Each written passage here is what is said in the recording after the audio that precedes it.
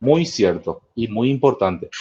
Buenas tardes, estamos en la clase del martes 9 de febrero del 2021.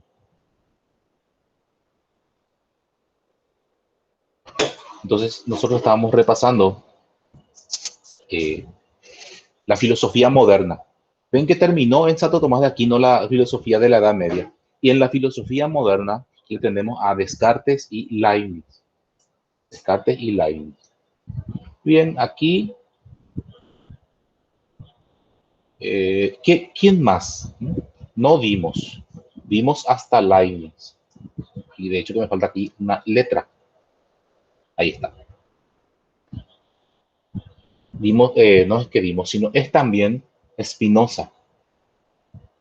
Spinoza y hasta ahí. ¿Por qué pongo Spinoza? No dimos eso. Porque de repente puede aparecer en el examen. No creo, pero cualquier cosa puede ocurrir. B, tenemos a el empirismo. ¿Y qué sostiene el empirismo? Fácil. Que el origen del conocimiento está en la experiencia sensible.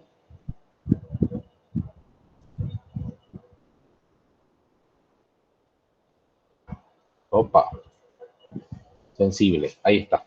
Y sus representantes son, dimos dos. Ahí sí entra Locke, John Locke y David Hume. Ahí está. ¿Quién más? A ver, Bacon, Francis Bacon. Ahí está. También Bacon no está en el programa. Pero pongo nomás. ¿Para qué lo que poner, profesor? Que hay problema. No, es bueno poner eso. Ahora estamos viendo, yo estaba enumerando aquí, llegué a la B. Voy a poner aquí otro grupo de filósofos. Estos son de la filosofía moderna. También el idealismo de la filosofía moderna. Pero voy a apartar porque racionalismo y empirismo se confrontan. ¿Por qué? Y se confrontan por el conocimiento. ¿Dónde se produce el conocimiento? El racionalismo dice en la razón, el empirismo dice en la experiencia sensible. Por eso, porque se confrontan en ese sentido. Y ahora estamos viendo el idealismo, el idealismo versus quién. Se confronta con quién el idealismo. Materialismo sería, profe. Materialismo, perfecto. Ahí decíalo en la diapositiva, idealismo versus materialismo. ¿Qué sostiene el idealismo?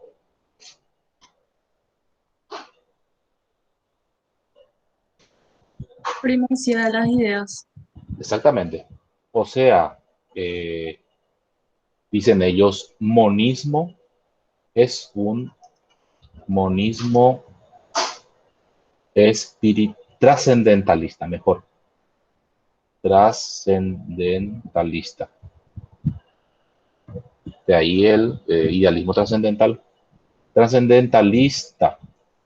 ¿Qué significa eso? Que la única realidad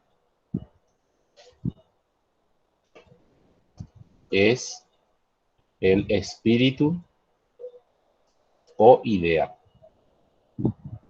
Solamente existe el espíritu o la idea. ¿Y qué es este mundo material? Nada, podemos decir, es un espejismo. Así como un compañero decía, el mundo de las ideas es el mundo verdadero.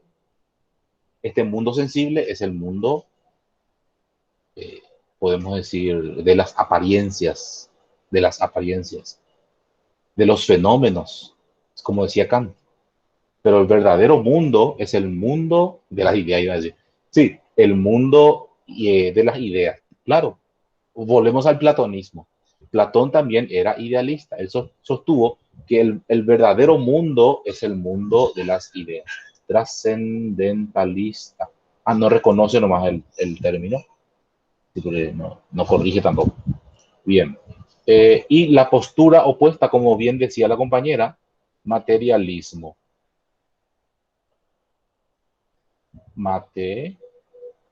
Materialismo.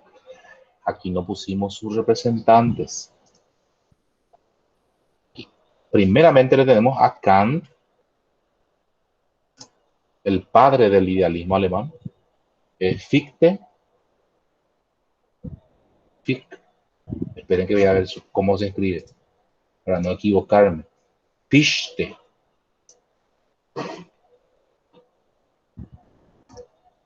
Y Hegel. No sé si había otro. Hay más. Schelling.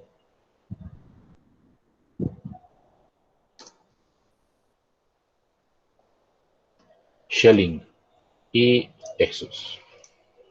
La postura contrapuesta dice materialismo, que sostiene el materialismo. Yo no les expliqué todavía, pero ustedes pueden deducir.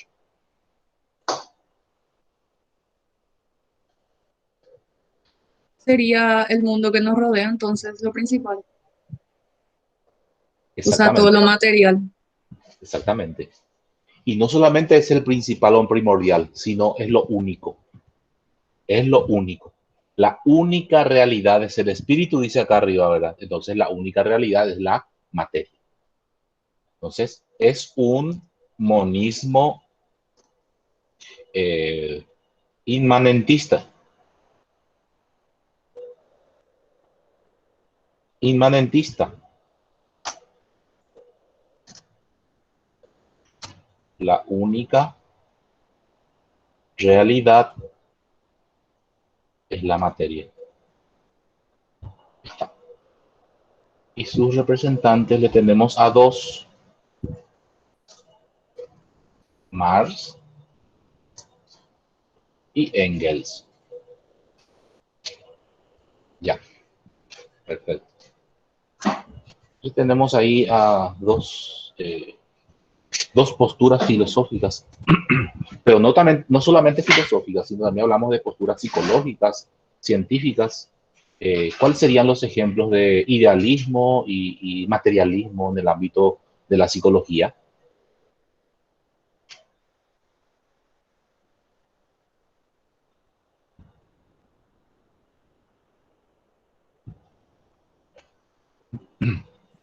¿Puedes repetir tu pregunta, profe?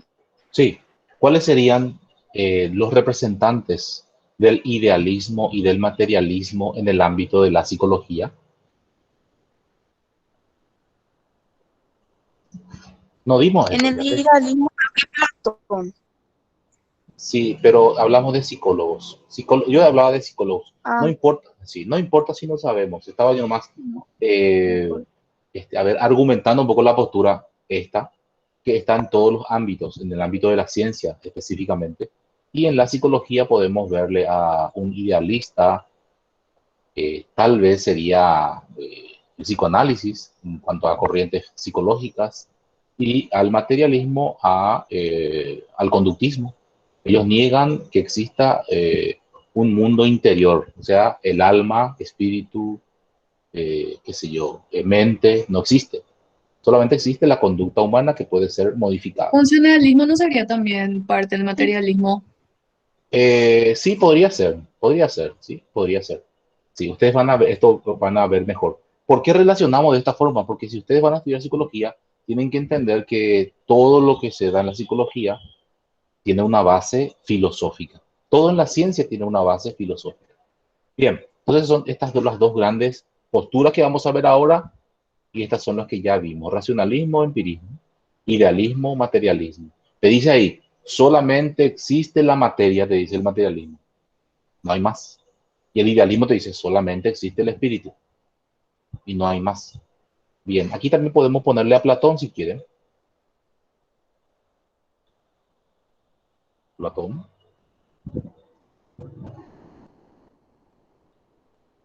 Está. Muy bien. Esto así a un lado y volvemos a nuestro punto. Veíamos nosotros a el idealismo versus materialismo ahora en esa confrontación. Vimos ya a un idealista, a Manuel Kant con el idealismo trascendental. Ya vimos cómo se produce el conocimiento para Kant, ¿se acuerdan? Dice, el, El conocimiento es la síntesis de las formas a priori del entendimiento que da la mente y las impresiones, las intuiciones fenoménicas que da el exterior. Es una fusión entre racionalismo y empirismo. Trata de ser una fusión. Bien. Ya vimos esta parte, idealismo, sus representantes, Kant, tenemos a Kant, idealismo trascendental y condiciones a priori del entendimiento o del conocimiento. El conocimiento es la síntesis que decía yo, el noumeno es lo opuesto al fenómeno, el fenómeno es lo que puede percibirse por medio de los sentidos y el noumeno se puede intuir con la mente, pero sin un correlato fáctico. O sea, no existe una impresión sensible, como diría Hume, de el noumeno, sí del fenómeno. Por eso es el fenómeno lo que se puede conocer y el noumeno es lo incognoscible. Ejemplos de noumeno tenemos a Dios, los valores, los números, las letras. Bien. Teníamos la ética kantiana y ahora le tenemos a Jorge Federico Hegel, también alemán, nació en el año 1770 y falleció en el año 1831. Es el mayor representante del idealismo alemán. ¿Mayor que Kant? Sí, es el mayor representante. ¿Por qué? Porque su idealismo era puro, era absoluto. De hecho, que el idealismo de Hegel es el idealismo absoluto. Bueno, eso lo tenemos nosotros en nuestro texto también. Ya el texto está a mano. Bueno, voy a retroceder un poquitito. Voy a abrir otro para que no moleste. Ahí, nuestro texto a la par. Nuestro texto, para que se guíen por esto, el texto está hecho en base a el programa, así tal cual está en el programa. Ahí está. Dice luego ahí, idealismo absoluto. Lo racional, no, perdón, lo real es racional y lo racional es real. No hay otra cosa que lo racional, nos dice ahí entonces. Eso es lo único. Y aquí está todo esto que vamos a desarrollar, ¿verdad? Pero quería nomás resaltar el término idealismo absoluto, con todas las letras. Bien.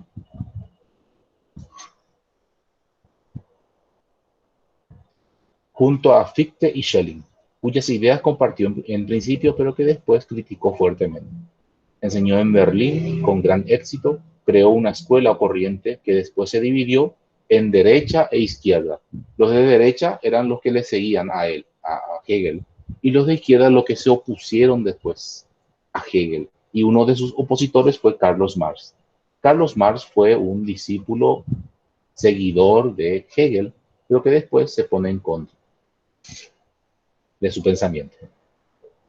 Sus principales obras tenemos a Fenomenología del Espíritu, la Lógica, la Enciclopedia de las Ciencias Filosóficas, Principio de la Filosofía del Derecho, Lecciones sobre Historia de la Filosofía y una obra cumbre, dice acá, Lecciones sobre Filosofía de la Historia. A ver si recuerdan algún filósofo que vimos que escribió una obra sobre filosofía de la historia.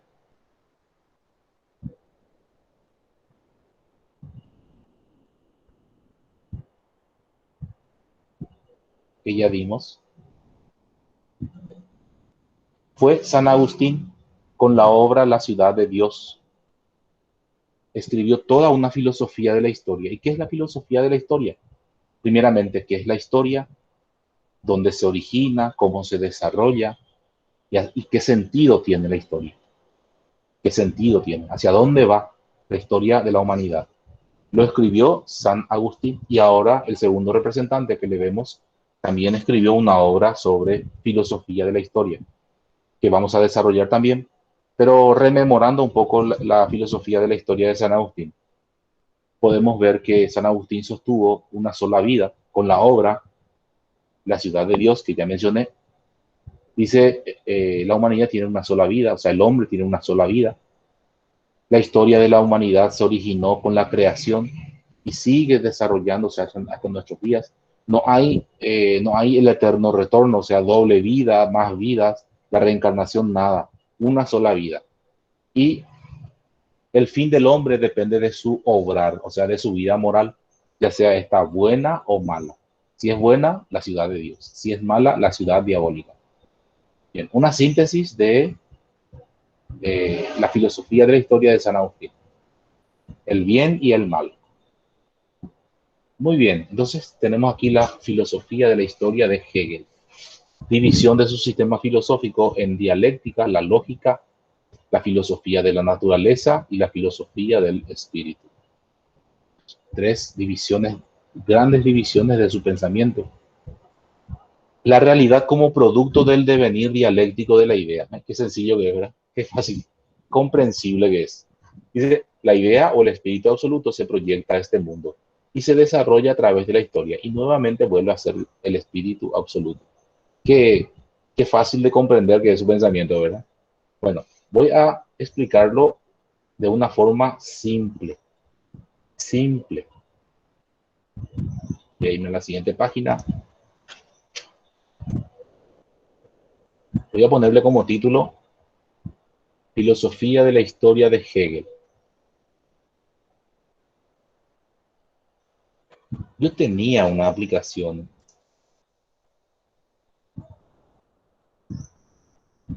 o borré ya la aplicación. Parece que ya borré. Bueno, voy a tratar de usar Paint. Paint 3D. Vamos a probar.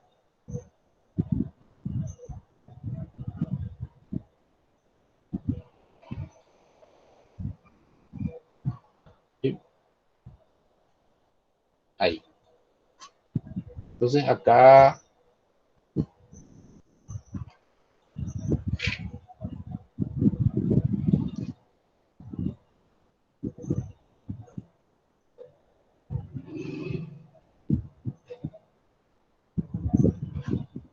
pregunto, ¿por qué puse absoluto en mayúscula inicial? Porque Porque Dios el era el absoluto es Dios. absoluto. Exactamente. Cuando yo digo absoluto en filosofía, me refiero absolutamente a Dios. O sea, cuando yo digo absoluto, es Dios. Entonces quiere decir acá que estamos hablando de Dios. ¿Entienden? No es que Dios sea muy importante para que... No, mentira. Es lo más importante. Eh, no es que enfatizamos a Dios como lo más importante, sino porque es un nombre propio. O sea, Dios, decimos Dios por eso. Por eso. Bien. El espíritu absoluto, que es Dios. Dice, se proyecta al mundo. Yo recuerdo el texto. ¿Ok? Dice, la idea o el espíritu absoluto. Ahí está. Se proyecta a este mundo, dice. Bueno, vamos a pensar, vamos a ver un poco un pincel. Sí, picoité. Bueno, el espíritu absoluto, ¿qué es Dios? Voy a poner acá espíritu absoluto. Una vez más. Dios. El espíritu absoluto, Dios, es lo único que existe. Acá. Dios es lo único que existe. Y el mundo, no, el mundo no existe. Dios nomás existe. Pero dice acá, se proyecta a este mundo. Es como que viene a este mundo. Se proyecta a este mundo. Ahí está. Y en este mundo proyectado, ¿verdad? Se va desarrollando otra vez. Cuando se proyecta a este mundo, ojo, deja de ser absoluto. Porque Dios no puede ser algo, o sea, si Dios existe como absoluto, no puede venir acá y ser absoluto también en este mundo, porque este mundo pues es imperfecto, entonces se vuelve el hombre. Dios se vuelve hombre. Así. El espíritu absoluto se proyecta a este mundo, se vuelve imperfecto, se vuelve el hombre. El ser humano no es consciente de eso. toda la humanidad toda, es Dios que se va desarrollando nuevamente, se va perfeccionando hasta alcanzar su perfección y volver nuevamente a ser espíritu absoluto. Es cíclico, es cíclico. No como el pensamiento de San Agustín, que es lineal desde la creación hasta nuestros días y se va proyectando. No, el, el sentido de la historia de Hegel es cíclica, es cíclico el sentido. El Dios que se proyecta a este mundo se convierte en el hombre imperfecto, pero que de a poco se va perfeccionando, perfeccionando hasta ser nuevamente espíritu absoluto y volver a ser Dios. Porque Dios ya no es Dios, o sea, cuando se vuelve hombre ya no es Dios. Es Dios, ¿verdad? Pero es inconsciente. Es algo que se va desarrollando y va teniendo conciencia. Piensen nomás en el primer hombre o en los hombres primitivos, o sea, tontos así, animales, que de a poco van evolucionando, se van desarrollando hasta ahora. Hegel pensaba que el hombre iba a desarrollarse todo plenamente en Alemania. Casualmente era alemán. Entonces aquí iba a trascender otra vez en Alemania con la raza aria y ahí ya interpreta, ¿quién interpreta ahí su pensamiento? Pregunto.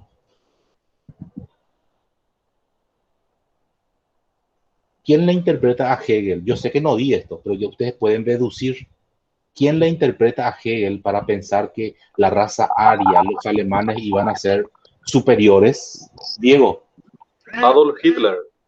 Claro, Adolf Hitler, exactamente, que seguramente le leyó o le leyeron su pensamiento y que sostuvo que Alemania va a ser la cúspide de la racionalidad, la La cúspide única del raza pura. pensamiento, la raza pura, exactamente, que iba a romper el esquema humano y va a trascender a ser Dios nuevamente.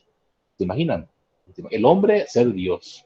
Bueno, les cuento que no es el único pensamiento que es así. También vamos a ver otro tipo de pensamiento con el superhombre de Nietzsche. Vamos a ver también estos vestigios de superioridad. Sí. Entonces, todo este pensamiento no es algo casual, sino todo tiene todo un sentido.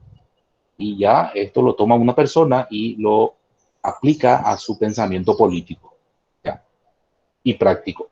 Entonces, el espíritu absoluto se proyecta a este mundo, se vuelve imperfecto, se convierte en el hombre, y en algún momento va a volver otra vez a ser Dios. Se proyecta en por la naturaleza, en la historia, dice, y después va a volver a ser Dios. Todo el pensamiento dialéctico de Hegel se desarrolla en este esquema. Entonces, bueno, sería bueno tener este esquema. Voy a hacer una captura de pantalla aquí y voy a agregar a mi texto. Y este texto voy a alzar en la plataforma para ver si a alguien le interesa, entonces puede apropiarse de esto. Ahí está, mira, así estoy poniendo. Aquí voy a poner ya pensamiento de Hegel.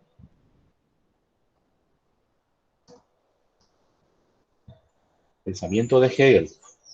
El espíritu absoluto que se vuelve hombre y que después se desarrolla en la historia y en la naturaleza para volver a ser Dios, con la raza alemana. Vamos a hablar más de esto enseguida. Como ya dije, el pensamiento hegeliano está ahí plasmado, sintéticamente. Muy bien. Y hablando de dialéctica, él crea todo un método dialéctico. La dialéctica no es propiamente hegeliano, también lo desarrolló Platón y Zenón de Elea, pero en otro sentido. El método dialéctico, que es un método lógico. Entonces, el método dialéctico. Eso sí, estos momentos de la dialéctica lo crea Hegel.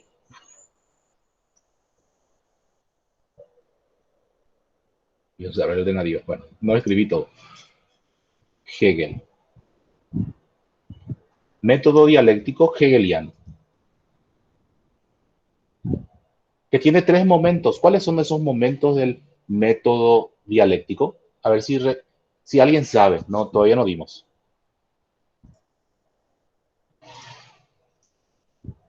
Bien. Primeramente, el momento positivo. Positivo que es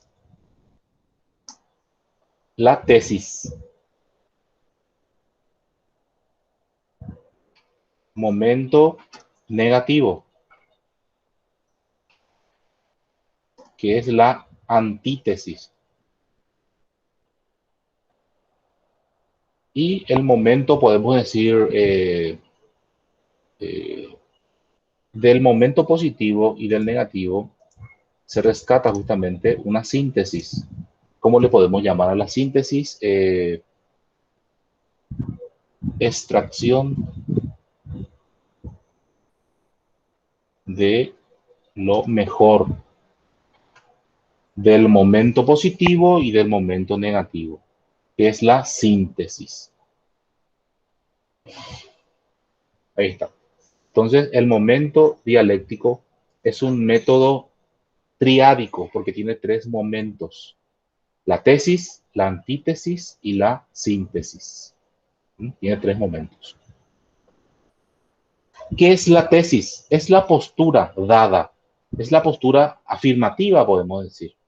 La antítesis es la postura contraria a la tesis. La antítesis, dice la antítesis.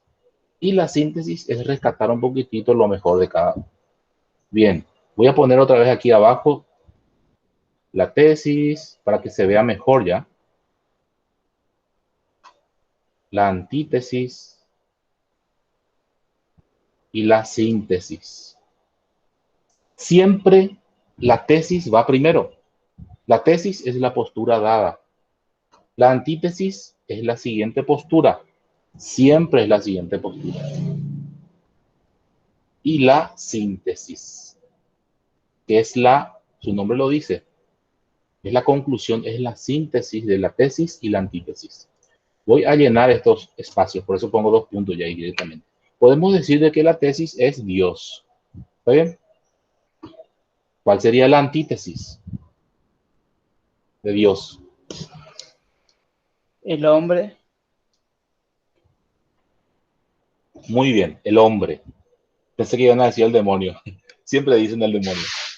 Pero está bien, Dios, perdón, el hombre. ¿Y cuál sería la síntesis? Jesús. Jesús, muy bien. Te pregunto, Alejandro, ¿de dónde sacaste eso?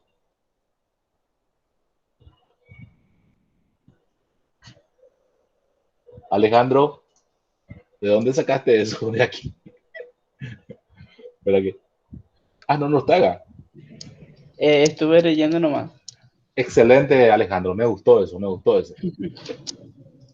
Está bien. Entonces, en este esquema, así como ejemplo, ponemos Dios, el hombre y Jesús. Podemos decir aquí, en este esquema, Dios se vuelve hombre y al volverse hombre se pone todo lo contrario de lo que es Dios, la antítesis, y se va perfeccionando a ser otra vez nuevamente Dios, porque dice que se va perfeccionando. Esto se repite eternamente. Esta historia guapú que nosotros estamos pasando, eso ya es un mero trámite de algo que se repite eternamente.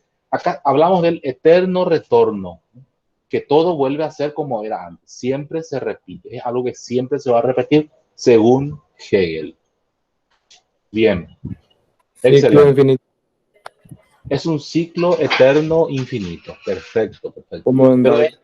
sí, porque es la idea, no es, esta es supuesta materia, ¿verdad? No existe la materia. Es la idea de Dios que se va proyectando en el mundo. Inconscientemente, el hombre no se da cuenta de eso. Salvo ahora que todos nos dimos cuenta, ¿verdad? O sea, nos damos cuenta que somos Dios, había Dios. Esto se opone a todo pensamiento cristiano, por ejemplo, porque negamos luego el panteísmo. Si nosotros decimos que somos Dios, estamos en un panteísmo terrible. Bueno, y entonces este es el pensamiento de Hegel. Vamos a ver un poquitito en su diapositiva. Dice, aquí vuelvo un poquitito. Hegel, la realidad como producto del devenir dialéctico. ¿Qué quiere decir devenir? Movimiento dialéctico de la idea. La idea o el espíritu, lo único que existe es Dios. Se proyecta a este mundo, se vuelve el hombre, se desarrolla a través de la historia y nuevamente vuelve a ser espíritu absoluto. Díganme,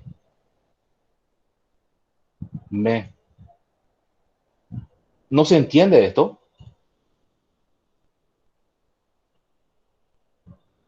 ¿Se entiende? ¿Sí se entiende? Perfecto. Es de la forma más sencilla, estoy explicando esto y todos tenemos que entender. En serio. Perfecto. Su filosofía de la historia, y esto yo ya dije, se traduce también en el mismo esquema. En este esquema también.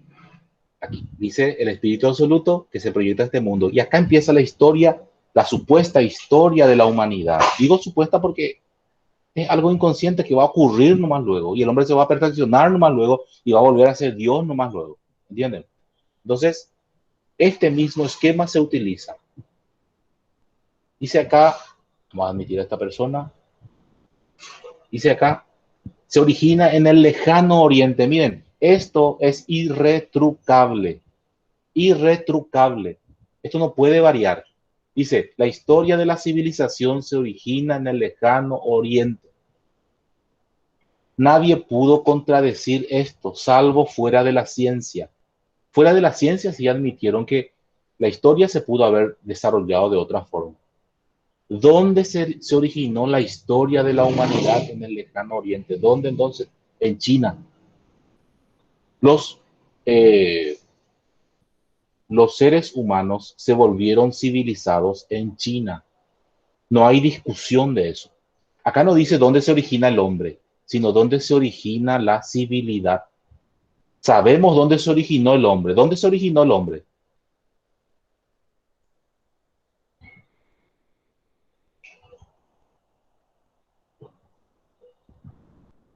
¿Dónde se originó el hombre? Sí, En Etiopía, profe. muy bien, en África, en Etiopía, muy bien, perfecto. Ahí se originó el hombre, pero ¿qué pasó del hombre? Era un animal, sigue siendo un animal. Después viajó por cuestiones de, dicen los científicos, por cuestiones de clima y otras necesidades. El hombre emigró, o sea, ese es ser el Australopithecus ramidus, se fue hacia el lejano oriente y en ese lugar desarrolla una cultura y una civilidad, o sea, el hombre civilizado, que es el hombre, podemos decir, un poquitito más decente, ya es superior. Hoy en día decimos hombre civilizado, pero no sabemos qué tan civilizado es el hombre hoy en día. Bueno, entonces, ahí se origina la civilización humana. Eso es indiscutible, ya dije eso, ¿verdad? Bueno, y posee un sentido de oriente a occidente. Por eso luego yo hice este esquema acá. Se origina en el hombre, en el lejano oriente, vamos a suponer China, y se va desarrollando, va evolucionando, podemos decir, con un sentido de oriente a occidente, de derecha a izquierda. Ese es el sentido, a izquierda. Primeramente dice, en China, ahí nació la civilización. Después podemos decir en el Medio Oriente, con un grupo de hebreos, ahí sigue su niñez, podemos decir. Y después en Egipto, si se quiere. Después la civilización, me refiero, la civilización. Después en Grecia, después en Roma, y Roma se expande al mundo. Y después de Roma, dice él, en Alemania. Y de Alemania a volver a ser Dios. ¿Ven? Ese sentido de el desarrollo, evolución del hombre hasta ser nuevamente Dios. La cúspide con el pueblo alemán. Leo entonces, dice, se origina en el lejano oriente, posee un sentido de oriente a occidente, su niñez en oriente, su juventud en Grecia, su adultez en Roma y su ancianidad o plenitud en los pueblos germánicos, hasta volver a ser Dios. Muy bien. Hasta ahí entonces el pensamiento de Jorge Federico Hegel. ¿Alguna pregunta? Bien sencillito, bien sencillito. Dice unidad 3, dice, bro, miente. Esto ya es filosofía contemporánea, eso sí. pero es creo que unidad 7 u 8. Esto está en la primera página. 8, profe. 8, unidad 8, perfecto. Te falta corregir acá. Dice, el materialismo. Materialismo es la corriente filosófica que sostiene que la única realidad es la materia. Miren que de esta forma luego pusimos. Aquí está. Materialismo, monismo inmanentista. No expliqué qué significa inmanentista. No expliqué qué significa trascendentalista. Monismo significa uno. Teoría del uno, una sola realidad. Dice acá trascendentalista, los idealistas, que el espíritu pues trasciende, todo es trascendental. Sale de sí significa trascender, salirse de sí. Inmanentista dice que no sale de sí, muere y muere, ¿entienden? Muere y muere. La materia se transforma, sí, pero no trasciende. Se transforma, pero no trasciende. Porque la materia es eterna, dice ¿quién? Dice Marx, Carlos Marx. La única realidad es la materia. Y también la materia es eterna.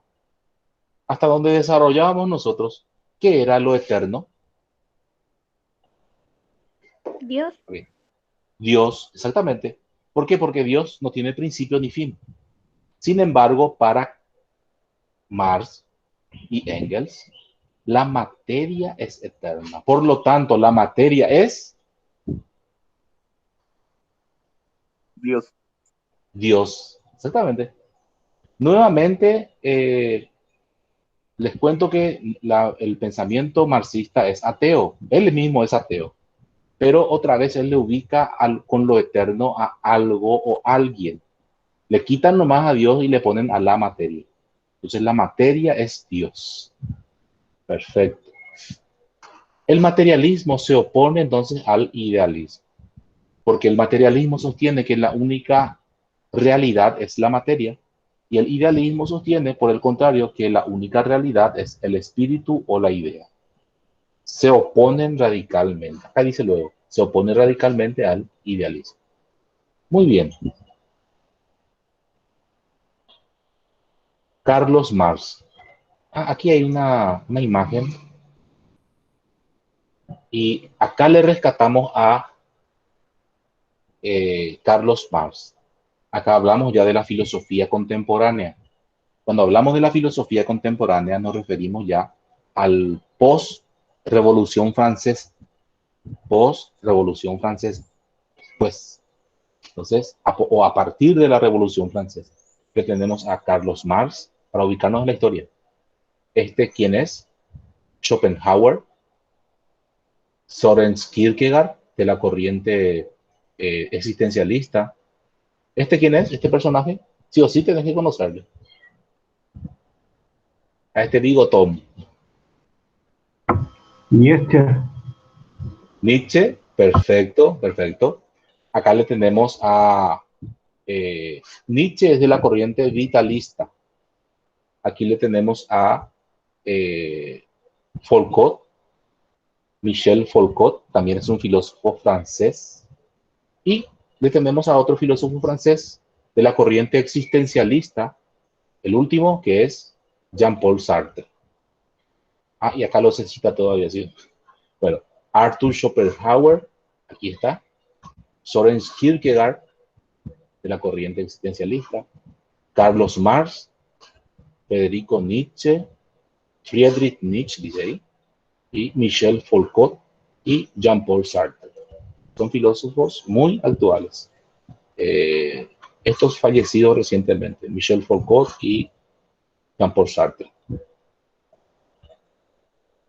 Bien, Carlos Marx nació en Trèveris de una familia judía, bastante apartado de la religión. Vaya que sí. En 1835 entra en contacto con la izquierda hegeliana, que estaba diciendo yo, y en 1841 se doctoró en filosofía. Miren que este dato es muy importante, porque él proviene del pensamiento hegeliano, pero de izquierda, o sea, se oponen a Hegel.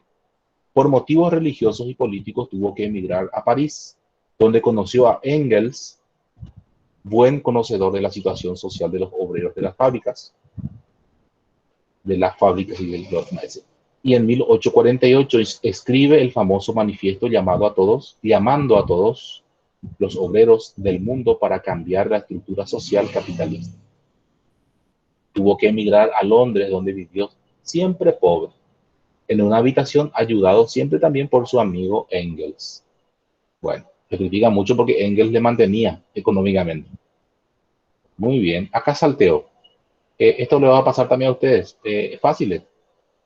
Hacer nomás circular así con tu dedo si es en tu celular y con el mouse si es que es en tu computadora. Su obra principal, El Capital, Das Kapital. La influencia de Hegel en su filosofía, dice, los discípulos de Hegel se distribuyeron en dos grupos, de derecha y la izquierda. Y él estuvo en el grupo de izquierda. Dice, la derecha interpretó las teorías de Hegel de manera compatible con la existencia de Dios y de un alma humana también personal, interpretación espiritualista del maestro. Y de izquierda, dice, siguió al marxismo y el anarquismo. El anarquismo es una filosofía política y social que llama a la oposición y abolición del Estado, entendido como gobierno. Anarquía significa sin gobierno.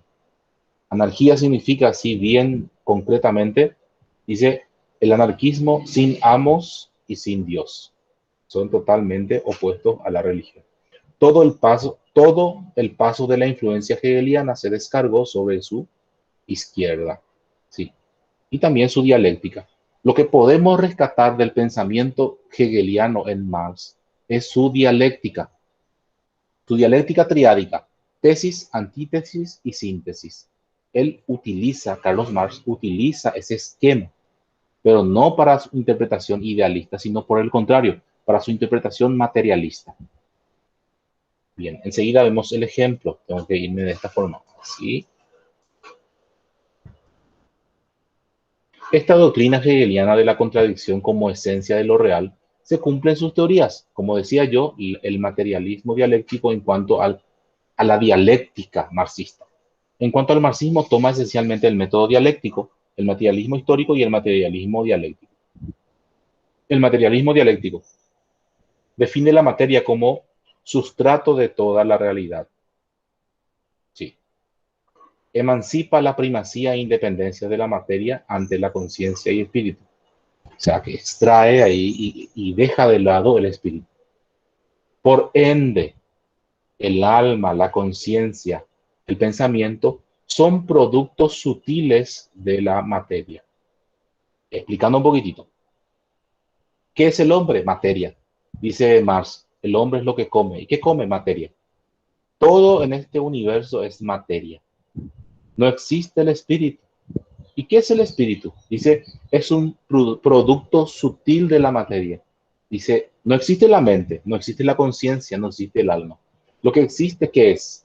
El cerebro humano, que produce ideas, pero esas ideas son materia, son subproductos o productos sutiles de la materia, que es el cerebro. Es un poco difícil de entender, pero él dice que es material.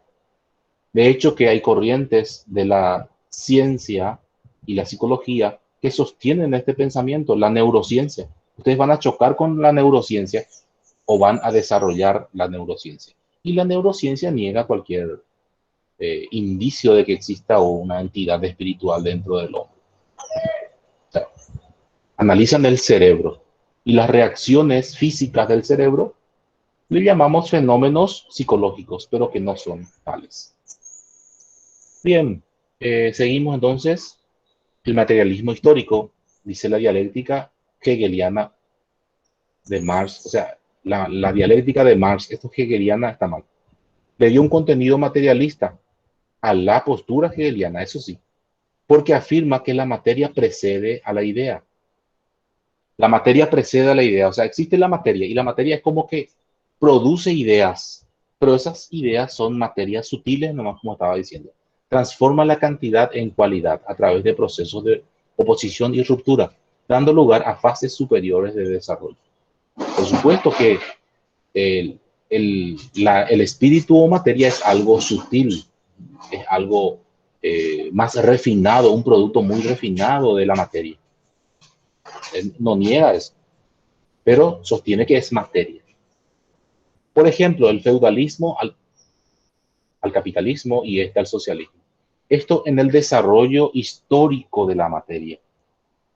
Primeramente dice, Carlos Marx sostiene, y esto también es irrefutable en Marx, dice, las desigualdades en el mundo o en la historia de la humanidad se dio a partir de el sedentarismo. Dice, primeramente, el pueblo o el hombre que es sedentario, cuando ya se apropia de las cosas, valora el territorio, se adueña, entonces empieza. El que tiene más es más poderoso y el que tiene menos es menos o tiene menos poder. Entonces empiezan las desigualdades. Originalmente el hombre no era sedentario. Recorría por el mundo, ¿verdad? Y no valoraba el territorio. Entonces se sentía como igual, se vivía en un socialismo. Sin embargo, cuando empieza el sedentarismo, empieza a existir las desigualdades del que tiene más y el que tiene menos. Y el que tiene más se siente superior, eso tengo que decir, no que es superior, se siente superior al que tiene menos. Y hasta hoy en día. Bien, y eso es lo que hay que romper según Marx, esa desigualdad realmente. Por ejemplo, el feudalismo al capitalismo. Les explico. Yo decía que a partir del sedentarismo, entonces el hombre empieza a ser desigual. Después se utiliza como moneda de cambio la esclavitud. O sea, el ser humano como una persona que tiene que trabajar para otro ser humano que tiene más. De forma gratuita. Solamente tiene que darle de comer al esclavo. Después viene el feudalismo, en donde también los terratenientes sometían a las personas que alquilaban las tierras. El feudalismo. De igual forma. Y hoy en día el capitalismo, decía Marx. ¿Quién es el capitalismo? El dueño del capital. ¿Y a quién se opone? Al trabajador, al obrero. Y siempre el capitalista va a tener más y siempre el obrero va a tener menos. Y va a vivir apenas. Y esa es la realidad que quiere cambiar Carlos Marx. Bien, formas de alienación. ¿Qué es la alienación en primer lugar? Dice, proviene del griego alien, que significa extraño, raro. Alienígena también viene de esa raíz, sí viene de esa raíz. Porque alienígena es una persona extraña a nosotros, que no es igual que nosotros. Por eso es un extraño, raro. Dice, falsa conciencia o conciencia errónea respecto a la realidad en que nos encontramos. Uno nace, ¿verdad? Y se te explica una alienación. Nosotros somos pobres nomás lo vamos a hacer siempre y nos vamos a morir pobres. ¿Y por qué tiene que ser así? ¿Acaso está el mundo diseñado para que uno sea pobre o rico? ¿Y los pobres nunca van a ser ricos? Eso es lo que se preguntaba Carlos Marx. O sea, si yo no puedo cambiar mi estatus social, no puedo modificar mi realidad económica, claro que puedo, si soy libre. Si soy libre. Sin embargo, hay ciertas alienaciones que no nos ayudan a desarrollarnos. Por ejemplo, el fútbol, dice Marx. Bueno, no habla así de fútbol, hablaba del deporte. Vos te vas los domingos a la cancha y ¿qué escuchás? Qué sé yo, tu club gana. No fue el caso del domingo que perdió Olimpia, ¿verdad? Pero tu club gana y entonces vos te vas otra vez a tu trabajo, a laburar como esclavo y feliz de la vida porque tu club ganó, pues. Te dura esa alegría toda la semana. ¿Y qué te hace? Te hace olvidar de tu realidad desigual que estás viviendo. Alienación. Te ponen una conciencia falsa de que así nomás luego tiene que ser. O bien te vas a la iglesia y ¿qué te dicen esas personas que están en la iglesia? Te llenan la cabeza de que así nomás luego el ser humano tiene que ser, tiene que perdonar. Bueno, ahí voy a meter el pensamiento de Nietzsche. Una persona que tiene que pensar que esta vida es una vida temporal y que después, todo sufrimiento de esta vida, pero que después, cuando mueras, vas a alcanzar la plenitud y tenés que soportar nomás luego esta vida desigual. Entonces también es un tipo de alienación. de Por eso lleno. los países tercermundistas tienen más afición a la iglesia y a los deportes, si se dan cuenta. Y sí, pero esa es fue una ironía o no, no entendí, Jocelyn. No, y que realmente si tipo, miramos la historia, los países primermundistas no tienen tanto fanatismo por la iglesia y por el deporte como nosotros, los que más sufrimos, que somos los tercermundistas. Mira, Jocelyn, estoy a favor de tu pensamiento, pero te cuento que lo que yo estaba diciendo no era lo que yo pienso. Pero sí, tenés razón. Europa se va volviendo muy atea. Incluso el mundo se va volviendo ateo. Y eso tiene otra explicación también a partir del pensamiento de Nietzsche. Pero muy bien, perfecto. El deporte, la religión, la política. ¿Te imaginas esa gente pobre, y uno se incluye, ¿verdad? Se va a hacer hurra, se va a votar por la misma persona, con promesas y después lo mismo o peor otra vez. Esa es nuestra realidad inconsciente que Marx nos quería despertar. Quería que seamos conscientes de nuestra realidad. Y que si vos sos consciente, porque no te dabas cuenta, pues si ya sos consciente, tienes que modificar tu realidad para tener un estado igualitario, igual, socialista, el verdadero socialismo o sociedad sin clases o comunismo. Bien, perfecto. Entonces la alienación va a ir de varios tipos, económicas, dice acá, el desposeído no es dueño de su actividad, vos te vas a trabajar nomás, vos no sos dueño de tu trabajo, te ponen el precio que quieren. Ideológicas puede ser social, política, religiosa, incluso puede ser filosófica. Muy bien. Hay lugares en el mundo en que una persona nace, hasta hoy en día, incluso en nuestro país, uno nace, ¿verdad? Muy pobre y junante hoy, no hay por y solución. No puede ser eso. ¿Por qué una persona va a nacer para sufrir? Dice Carlos Marx, el paraíso está aquí en la tierra y depende de tu grado de conciencia. Si sos consciente de tu realidad, vas a romper ese esquema y vas a alcanzar la igualdad. Tampoco es para liberarte y eh, someterle a otra persona, no, al contrario, respetar sus derechos. Bien, muy bien. Es un lindo pensamiento la de Marx, hasta ahí es muy bueno. Por supuesto que todo pensamiento tiene su extremo negativo y vamos a verlo también si se quiere. Retrocedí, sin querer. Ahí nos saluda Marx. Formas de alienación, entonces tenemos aquí, ya vimos todo, dice son creencias y formas de conciencia no subjetivas, sino deformadas, se te deforma y se te hace ver que es así nomás luego, que no reflejan ni y explican la realidad, sino todo lo contrario, deforman y ocultan. Bien. Dice después, su ateísmo rechaza la existencia de Dios. ¿Qué significa ateísmo? Matías, no le he visto a Matías hoy. Parece que no está luego. ¿Qué significa ateísmo? Viene del griego a, que significa sin, y teos, que significa Dios, sin Dios.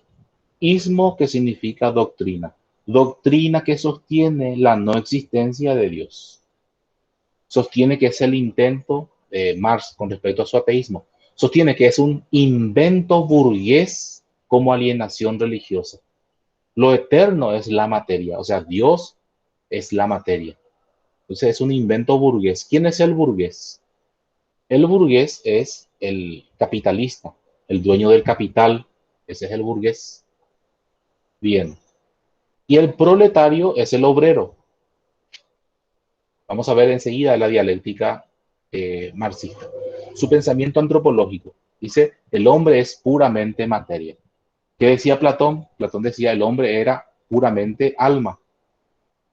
Y el cuerpo era como una cárcel del alma. Sin embargo, Marx nos dice, no, espíritu no existe, materia. Debe alcanzar su estado de conciencia que le es propio por naturaleza en una sociedad sin clases sociales. Sí, y aquí voy a mostrar, no hay, la dialéctica marxista.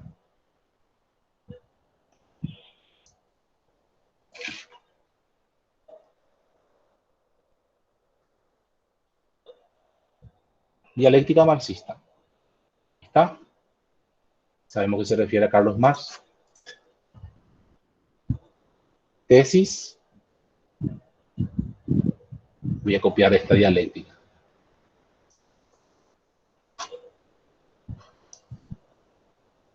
Bueno, la tesis le tenemos al capitalista, al dueño del capital que nace con dinero, que nace con poder. También se le denomina burguesía, al señor burgués. Burguesía. Y la antítesis, ¿quién es la antítesis del capitalista? Los obreros. Los obreros o también los proletarios. Le vamos a llamar proletariado. ¿Qué significa prole? Hijos. O sea, la persona que tiene muchos hijos y tiene que mantener a todos ellos. Bueno, ¿y la síntesis cuál es? La síntesis entre la burguesía y el proletariado Socialismo. Socialismo. O clase. es muy bien, muy bien, muy bien. Alejandro ya me dijo que leyó. Y Silvia, ¿vos leíste también algo de esto? Sí, en el material está, profe. Ah, ya, excelente, excelente. Bueno, entonces es el socialismo. ¿Y qué es el socialismo? Sociedad sin Una clases. sociedad sin clase. Exactamente. Sociedad sin clases. Sociales. Medio que es redundante, ¿verdad? Pero vamos a poner. Sin clases sociales. Sociedad sin clases sociales. Bueno, está bien. Para que se entienda mejor. Entonces, acá hay una oposición o debe existir una oposición. Mira, lo dado es la burguesía. ¿Que se impone a quién? Al proletariado, que es la antítesis. Es el que trabaja realmente. Pero ¿qué pasa? El proletario puede cambiar esta realidad. Se da cuenta, ahí viene la conciencia, se da cuenta de su existencia desigual con respecto a los burgueses y trata de cambiar eso. Hay una lucha de clases. Aquí ocurre la lucha de clases de Carlos Marx, clases sociales. Entonces, el proletario debe imponerse al burgués hasta lograr una sociedad sin clases, que es el socialismo. Pero ojo, primeramente viene la dictadura del proletariado. Esto ya no incluye, ¿verdad? Pero en la teoría marxista se habla de una dictadura del proletariado, una vez que supera a la burguesía. Y después, cuando se logre establecer bien esa dictadura, se vuelve una sociedad sin clases. No se habla de democracia. Un momentito, por mi computadora se está por apagar. No se habla de democracia. Por eso es que cuando hablamos de socialismo, espérate un ratito. ¿Dónde está mi cable? Ahí está mi cable. Está. Porque cuando se habla de socialismo, hablamos de dictadura, no hablamos de democracia. La democracia es un invento del liberalismo. Cuando surge, pues la vez pasada hablamos de esto, surge en Estados Unidos el primer estado democrático y después en Francia y de Francia al mundo. Entonces, esa es la democracia. Sin embargo, el socialismo propone primeramente una dictadura del proletariado. Y les cuento, en la historia, en ningún país del mundo se alcanzó esa sociedad sin clases. ¿Por qué? Porque se estableció hasta la dictadura. Y hasta hoy en día son dictaduras. Ya se habla de Cuba, ya se habla de China. Ellos proponen, por supuesto, una sociedad sin clases futura, pero que nunca se ha alcanzado en la historia del hombre. Bueno, perfecto. Esto es bueno rescatar, porque no hablamos de igualdad, de democracia. Hablamos de una sociedad sin clases, pero nunca se alcanzó. Por eso es que el socialismo es una utopía, es algo irrealizable. No sé si hay alguna duda con respecto a este esquema. Esto se va desarrollando a lo largo de su pensamiento. Esto es fundamental. Bien. A este material le voy a poner material de apoyo. Estos esquemas que rescatamos del día de hoy. También esto va a estar, por supuesto, con la grabación. El último pensamiento que vamos a desarrollar hoy, y por cierto, tenemos tiempo, es el positivismo. Positivismo es la corriente filosófica creada por el francés Augusto Comte, según la cual las ciencias positivas, que son las ciencias de la naturaleza, por medio de las ciencias positivas, nos permiten conocer con objetividad los hechos. Por eso es que las ciencias positivas, las ciencias de la naturaleza, la física, la química, la biología y otros, van a darnos la objetividad. ¿Por qué? Porque no tiene tanta esa psicología del hombre, esa subjetividad como hablamos en algún momento, del ser humano, porque es puramente ciencia y es experimental. Y ahí, por supuesto, que está el empirismo. Los hechos por medio de las leyes que éstas descubren. La ley de la gravedad, la ley de la relatividad y otras leyes, entonces son bien objetivas. Augusto Comte es el representante. Hablando de Augusto Comte, ¿el padre de qué ciencia se le considera?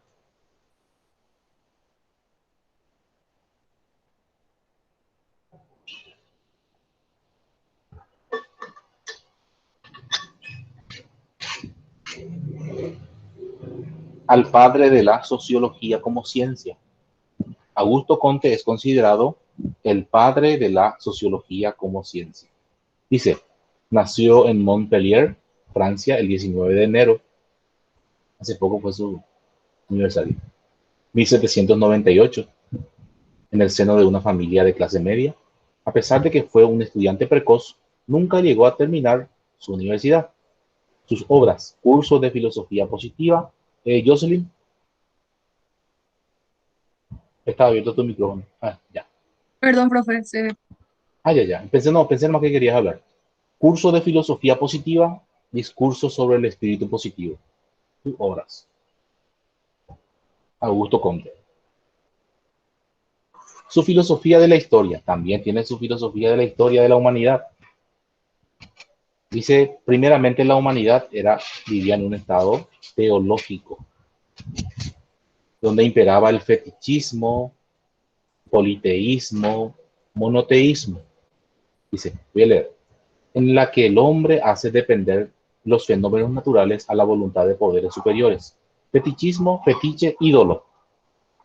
Un ídolo. Me hace acordar del Antiguo Testamento, cuando empezaron a adorar a un becerro de oro. ¿Se acuerdan? Cuando Moisés se subió al monte, la montaña, no sé, creo que fue, no recuerdo, a conseguir las leyes, los mandamientos, ¿verdad? ¿Y qué hicieron las personas ahí? Empezaron a adorar a cualquier cosa. Fetichismo. A un becerro de oro. Después, la humanidad se vuelve politeísta. Muchos dioses. Por ejemplo, los dioses griegos. Después se vuelca a un monoteísmo. Esta es la historia de la humanidad en el estado teológico. ¿Y por qué pone de esa forma? Porque a eso le culpaban. Culpale a Dios más o menos, ¿verdad? Por ejemplo, cae un rayo y entonces una explicación que le da, Dios le castigó a esa persona. O el fetiche o los dioses le castigaron a esa persona. Bien, Thor o su papá Odín le castigó a ese pueblo. Entonces, este es el estado teológico de la humanidad. Después está el estado metafísico. Ahí surge la filosofía con el invento de la sustancia, la esencia, el accidente, el ser. Entonces, es el estado metafísico. Dice, sustituye las creencias por entidades abstractas, esencias y naturaleza, sustancia.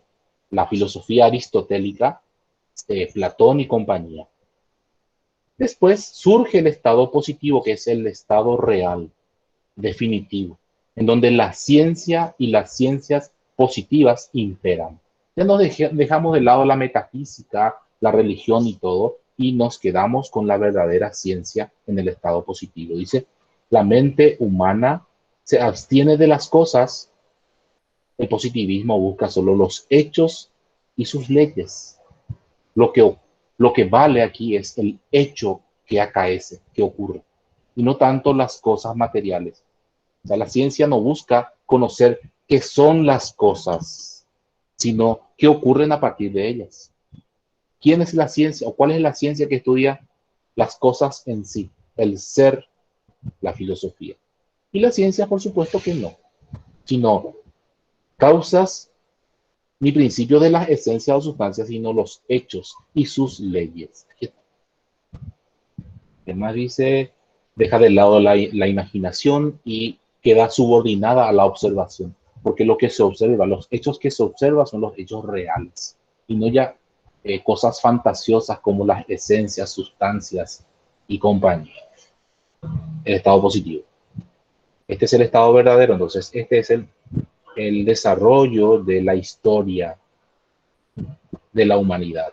Estado teológico, estado metafísico y el estado positivo, que es el estado actual de las ciencias, según Augusto Comte.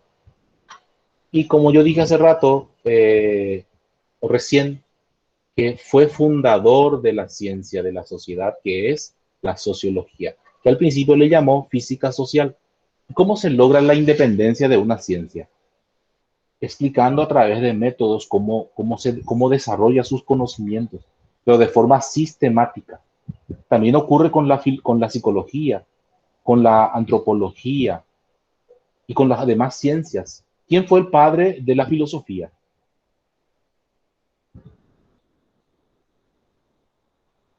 Puede salir en el Tales examen. de Mileto. Tales de Mileto, excelente, excelente. El padre de la historia,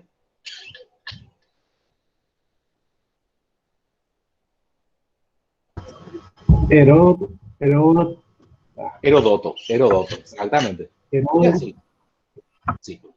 Y de la sociología, entonces le tenemos a Augusto Comte. Todas las ciencias tienen sus padres. Bueno, no su madre, ¿verdad? Pero su padre sí. Y ahí termina nuestra diapositiva de hoy. ¿Alguna duda que tengan? Está el material, el examen simulacro, ¿qué tal les fue?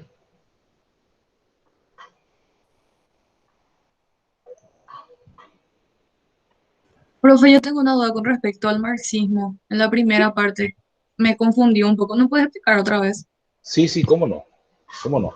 Y entre otra persona, vuelvo a la diapositiva o podemos ver el texto mismo, que es lo mismo. Voy a buscar aquí el texto de la clase, el marxismo, Carlos Marx. Ahí tenemos a Carlos.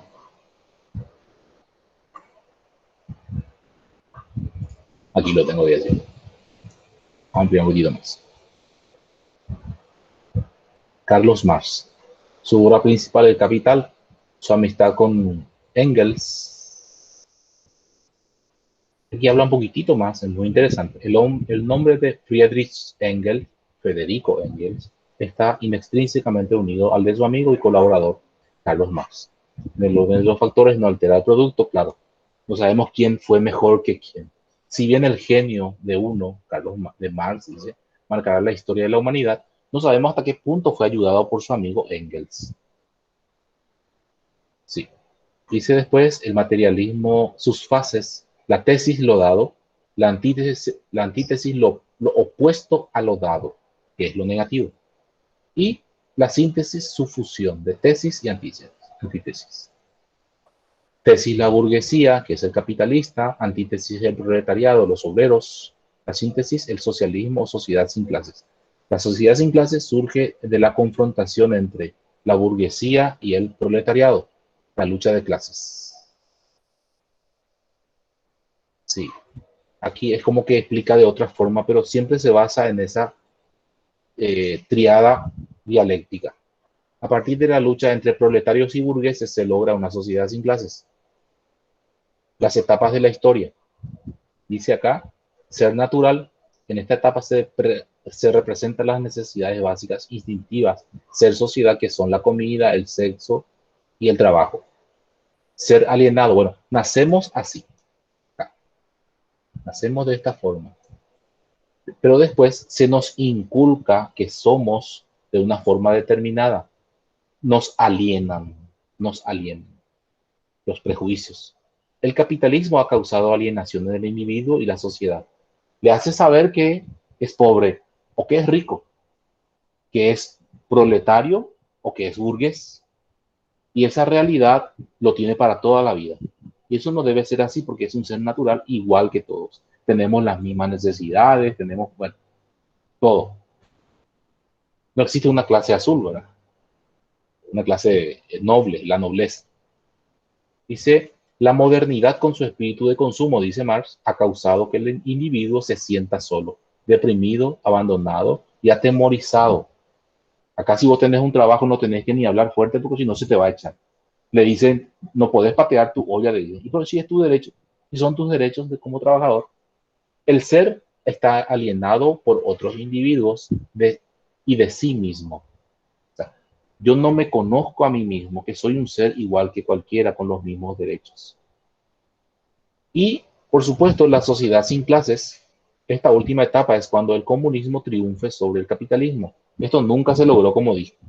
Y no existan más distinciones de clase, riqueza, educación, género y cultura.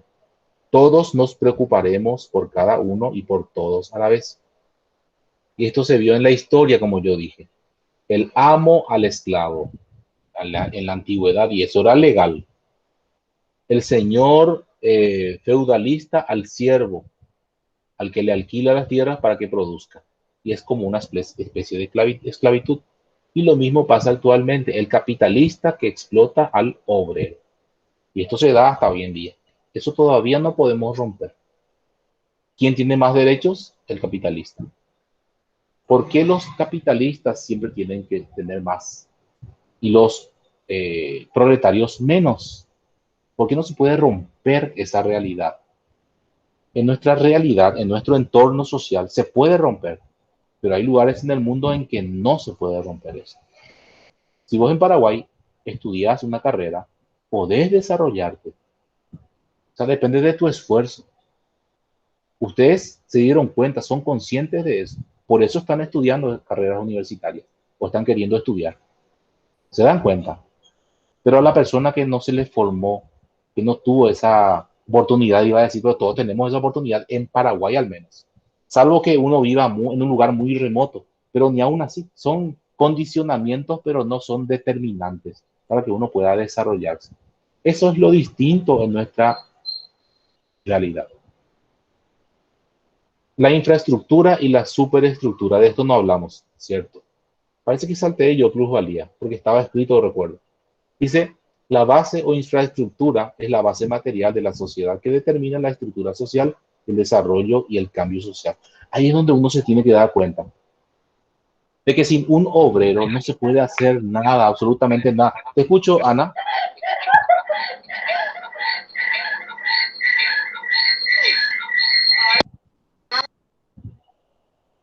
Ah, su micrófono. Debemos darnos cuenta de que sin esta base no podemos hacer nada. Es la base. El capitalista no puede hacer nada sin el obrero. Nada, en absoluto. Bueno, sigo leyendo. Dice, determina la estructura social y el desarrollo. Y el cambio social viene a partir de ahí. Incluye las fuerzas productivas y las relaciones de producción. De ella depende la superestructura, es decir, el conjunto de elementos de la vida social dependientes de esa infraestructura. Lo que estaba diciendo yo. Los aspectos estructurales se refieren a la organización misma de la sociedad, las reglas que vinculan a sus miembros y el modo de organizar la producción de bienes. Todo está en base a la infraestructura. Dice, la superestructura depende de las condiciones económicas en que vive la sociedad, de los medios y fuerzas productivas, la infraestructura. Los cambios en la superestructura son consecuencia de los cambios en la infraestructura. Y esto es lo que no se dan cuenta la sociedad, que de la base de los obreros se construye realmente todo. La infraestructura, lo básico, es el factor fundamental del proceso histórico que determina el desarrollo y el cambio social. Dicho de otro modo, cuando cambia la infraestructura, cambia el conjunto de la sociedad. Si el obrero vive en condiciones igualitarias, entonces esto va a mejorar incluso la realidad. ¿Qué es la plusvalía? Y de esto me olvidaba. ¿Qué es la plusvalía? Dice luego plus al valor de algo. Una silla, por ejemplo. Vos cuando compras la silla, vos no compras la madera y el clavo que está por la silla nomás, sino vos estás comprando la mano de obra. Mano de obra. O sea, vos compras, cuando compras la silla, vos compras el esfuerzo, el valor, el esfuerzo, plus que le da el carpintero. Vos estás pagando por su trabajo y por supuesto que por la madera y todo lo demás. Sin embargo, en épocas de antaño, la sociedad en que vivió Marx, el obrero era muy explotado y prácticamente el capitalista le pagaba por lo que gastó nomás para producir una silla, en el ejemplo de la silla, y un poquitito más para que siga viviendo, para que no muera nomás, tipo esclavo. Pero ¿qué pasa con el valor del trabajo? No se tenía en cuenta. La plusvalía entonces es el plus del trabajo, justamente, que le agrega todo trabajador o todo obrero a algo que produce. Porque casi así se vive en la realidad. Hasta hoy en día le damos los elementos de trabajo. A un albañil, por ejemplo, se le da los elementos de trabajo y la materia prima y tiene que construir y apenas se le da para vivir. Apenas se le da para vivir. Muchos viven en esas condiciones, no todos. Pero el que es consciente puede romper con ese esquema. Esa es la plusvalía. Y leo, los obreros, dueños de tan solo su fuerza de trabajo, la venden al burgués por una cantidad menor a la que de los beneficios que se obtienen de él. Le compra la silla, se va a vender mucho más caro. ¿Y qué pasó de ese valor del trabajo? Nada. Los que venden mandioca, por ejemplo, el que cultiva la mandioca, ¿gana dinero o es apenas para mantenerse? Fíjense, ¿quién se beneficia con todo ello? Ahí está.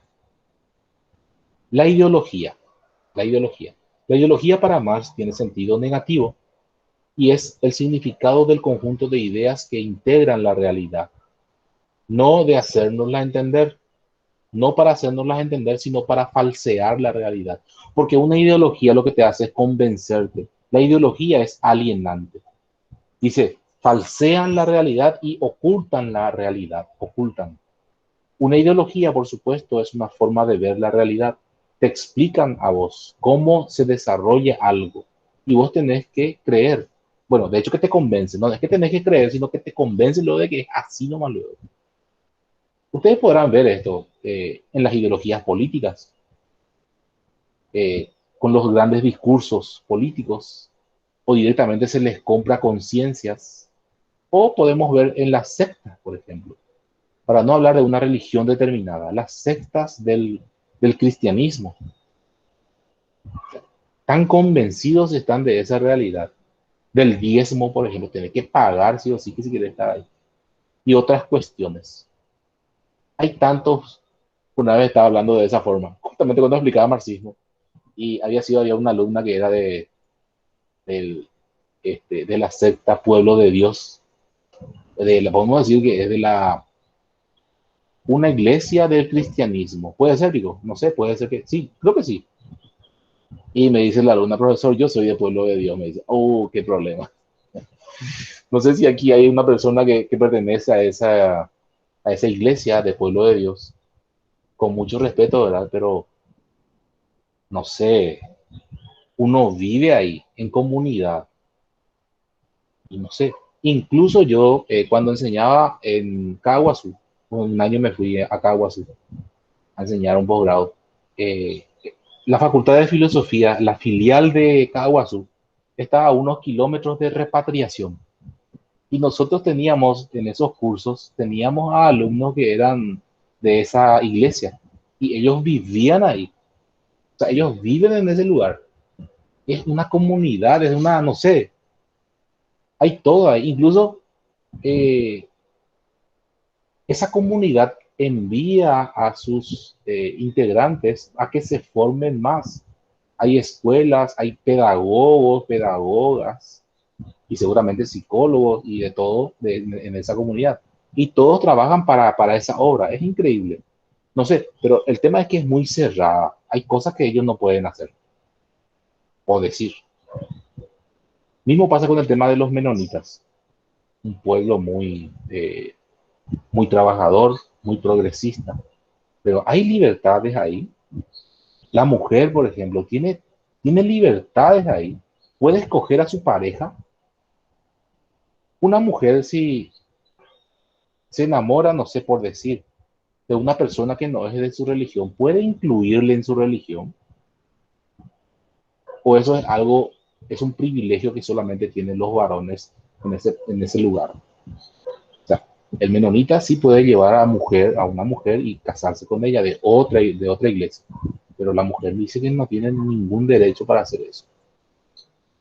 Bueno, son circunstancias, son circunstancias. Entonces, la ideología, ¿qué es lo que te hace? Te hace ocultar la realidad, te aliena, te hace olvidar de todo.